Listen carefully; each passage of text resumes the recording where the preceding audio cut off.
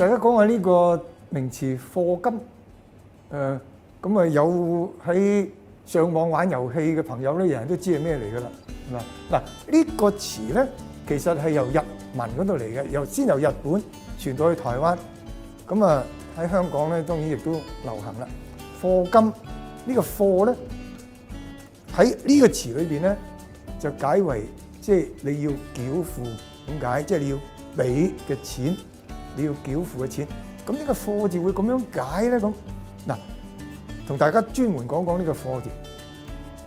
我哋最熟悉呢個課字嘅用法咧，就係解上課啦、一課書啦，係咪？學校裏邊就係咁解啦。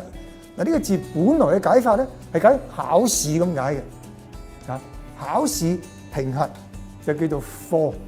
啊，呢個宋朝嘅文學家蘇洵咧有篇文章上皇帝書裏邊嘅，有官就必有課，有課就必有賞罰，有官而無課，是無官也；有課而無賞罰，是無課也。即係咩咧？好有道理喎！即係凡親官咧都要考核嘅。嗱，呢個中國即係我哋歷來即係喺封建時代已經係咁嘅制度㗎啦。你做官咧，你就要考試嘅，考咗之後咧就要有賞罰喎，要根據你嘅成績有賞有罰。佢話如果你有做官唔考嘅咧，就等於冇官一樣。嗰啲官咧啊，你唔使經過考試嘅，唔使評核嘅咧，佢就即係尸位素餐咁唔做嘢，即係等於冇官一樣。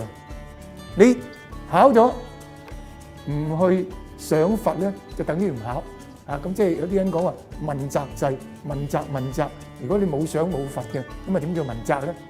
咁啊就係古時已經係咁噶咯喎。所以呢個課字咧係解考試咁解。咁你好自然啦，就變成咩？點樣為之上一課咧？即係你上完嗰個內容，你就要去考噶嘛。所以係好合乎呢個教育嘅原理嘅嘛。即係你學完呢個單元，你咪去考咯。咁所以你嗰個一個單元完整咧，就為之一課啦。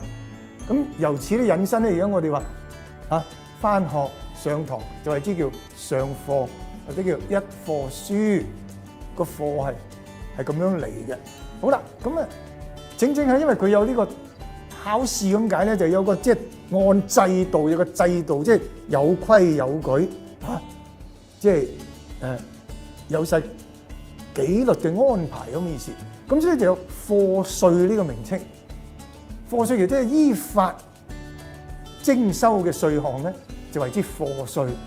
課稅係一個完整嘅名稱，但係講下呢個課稅咧，人哋即係有啲人就將佢理解為個課就係動詞，稅就係名詞，即係課稅就即係交稅咁解，將課稅同交稅咧等同。咁於是個課字咧就獨立咗，就變到好似咧係繳交咁嘅意思啦。咁所以嗱，大家都知道咧，你如果你有物業咧要交差餉噶嘛，咁你嗰個差餉物業估價署咧就估你嗰個租值噶嘛，叫做應課差餉租值，係咪啊？咩叫應課差餉咧？就即是話你應該繳交幾多差餉嗰個租值。咁個課咧就用咗嚟做呢個動詞繳交嘅意思。